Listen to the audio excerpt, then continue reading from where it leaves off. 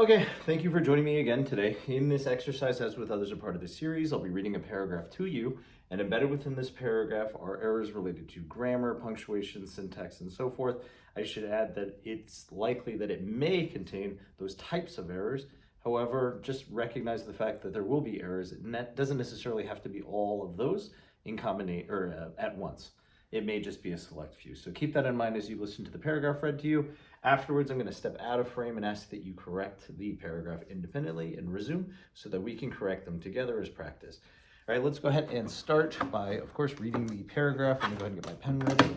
All right, with our title, The Battle of Little Bighorn. Over 125 years ago, a battle was fought at the Little Bighorn, a valley in Montana. On June 25th, 1876, the troops of the United States Army's 7th Cavalry clashed with warriors of the Sioux and Cheyenne nations. By the time the sun went down that day, the U.S. Army had suffered the worst defeat in its history, and a popular Civil War hero was dead. Lieutenant Colonel George Armstrong Custer had made his now famous, quote, last stand. All right, go ahead and pause here to make your corrections and resume when you are ready to correct together. I should expand this. All right, I am going to go ahead and start to correct since you've hit resume, or hit play, excuse me. So over 125 years ago, comma, a battle was fought at Little Bighorn. This is all a proper noun, so you treat each word as a part of that title, therefore requiring a capitalization, comma, a valley in Montana. This is the name of the state in our union. Let's capitalize it. It's a proper noun.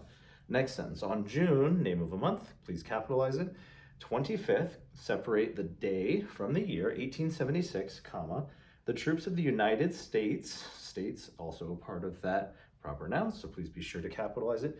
Army's 7th Cavalry, so it belongs to the Army Division, so we're going to showcase ownership by including an apostrophe before the S.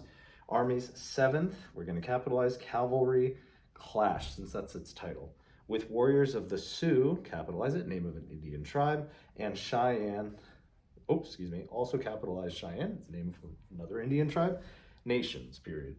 By the time the sun went down that day, comma, the U.S., and because it's an abbreviation, we had a period at the end of each word, or letter, to acknowledge the fact that it is abbreviated. Army had suffered the worst defeat in its, here we have the contraction it is, instead the possessive for the object pronoun it requires that we get rid of the apostrophe. So in its history, comma, and a popular Civil War, so we're going to capitalize war, it's a part of its title, right, or the name, Civil War hero was dead, period. Lieutenant Colonel George, name, Armstrong, name, Custer, had made his now famous, quote, last stand. And we're going to go ahead and end or close quote, and the period will follow. Okie dokie. Hopefully your corrections align with my own. Otherwise, please let me know what you did in the comments section below. If you found it helpful, please give it a like, and of course, subscribe if you'd like to continue to practice. Thank you.